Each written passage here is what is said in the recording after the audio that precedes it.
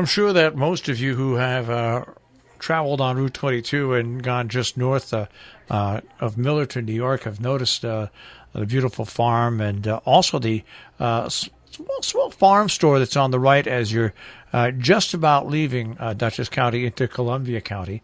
And that is actually the store that you're seeing there is Willow Brook Farms. And that's the farm store that we talk about here on the radio. It is a third-generation farm, as a matter of fact. And we have right now Kenneth Beneke with us. Ken, 3 generations. Obviously, you're the third generation that's operating the farm now, right? Yes.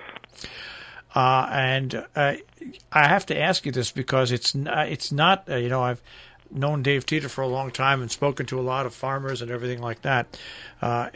It's you're your own boss, but boy, it's not an easy thing to operate a farm nowadays, especially with competition that you get from the bigger farms. But you really have seemed to have carved out a nice niche for yourself in our local area.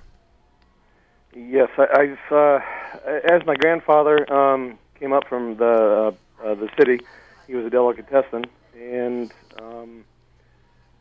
he purchased the farm back in 1943, and we had to try to do something a little bit different with the way the milk prices are in today's world.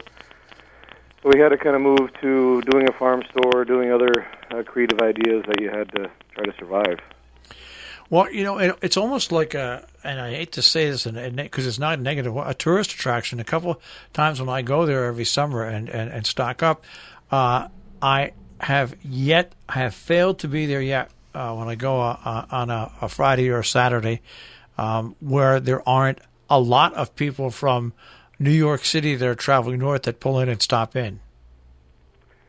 Yes, that's probably our main clientele, I guess. It's very seasonal, so we have to kind of really focus on it for 4 months.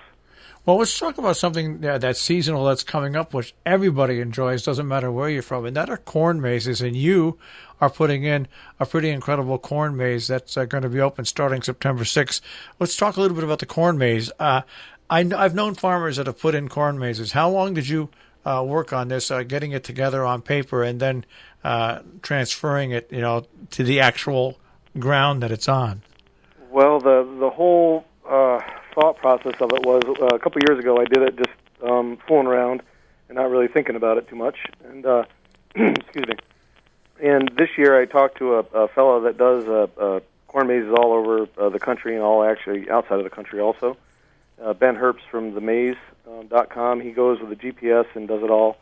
And I talked to him quite a bit about it, and I decided I probably could do it myself. So what I did is when we planted the corn, the field is as smooth as can be, like we would put down a seeding of grass or anything. And then I planted it both directions, so it was very thick. And then at about 10 inches tall, I went out and staked the boundaries of the field, so the boundaries of the sketch that we drew. And then the sketch that I drew, I kind of just went out with my zero-turn lawnmower and started mowing it. Sounds so simple, but it's not really simple at all. No. So what happens is you go in there and you got to kind of, I have the picture in front of me. The way that the guy from Utah does it is he has a GPS on his zero-turn, so he can actually direct himself. And I was just kind of going by the feel of the field, and I guess I got it right. So I was really worried about some of the pictures on the maze that we have that weren't correct, but it actually came out really great. So how long did it take you to mow it when you finally got to mow it? So the first time it took about 4 or 5 hours with a lawnmower, but then you have to go back like a couple weeks later because the corn, because it hasn't matured, it wants to keep on growing. Yeah. So you have to keep on mowing it down. I did that like 3 times, and then one of the guys on the farm and I went out with the weed eater and trimmed up the sides of the actual path through the maze so that the leaves aren't interfering with your face and stuff. All right. So now this is going to open up on September 6th. September 6th. And what days is it going to be open? What I want to do is I want to do it Friday, Saturday, Sunday, open to the public. And then during the week, if anybody would like to have tours of it or school groups, anything sort of like a bulk group would come in through the week, we would do it then. All right, and if there's any school or daycare centers that are listening now, and they want a phone number where they can contact you in case they want to do that, what's the best phone number to reach you for that? The best phone number to reach us at is 518-789-3043, and we also have our Facebook page. We have a website that's the Farm Store at Willow Brook.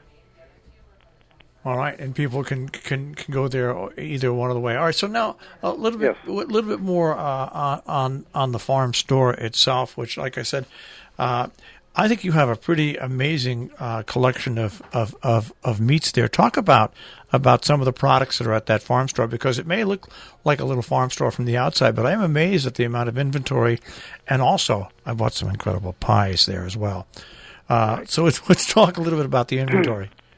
Well, when we started the farm store, we just had kind of a free choice out in front of the roadside stand, with our sweet corn. And then as I was, getting more involved in the farm and doing stuff, we wanted to focus on maybe sharing our beef and pork with the public. So we have beef, pork. We have our own milk from Hudson Valley Fresh that we're one of the 9 farmer members that ship to Hudson Valley Fresh. And my sister is in charge of all the ordering of all the products that she does. So she does the vegetables, she does the cheeses.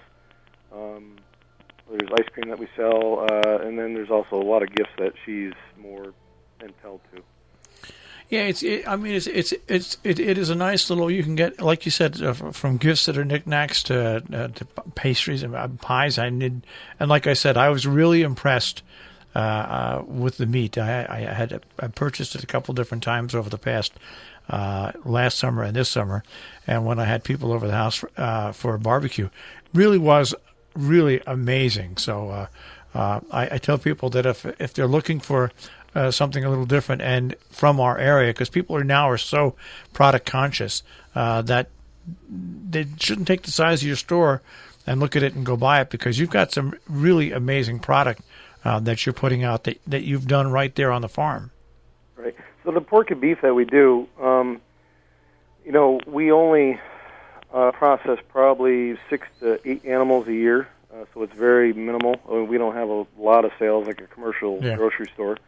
And I really focus on having the best product that we have in the store. So we have an Angus Wagyu cross beef and a Berkshire pork that we raise.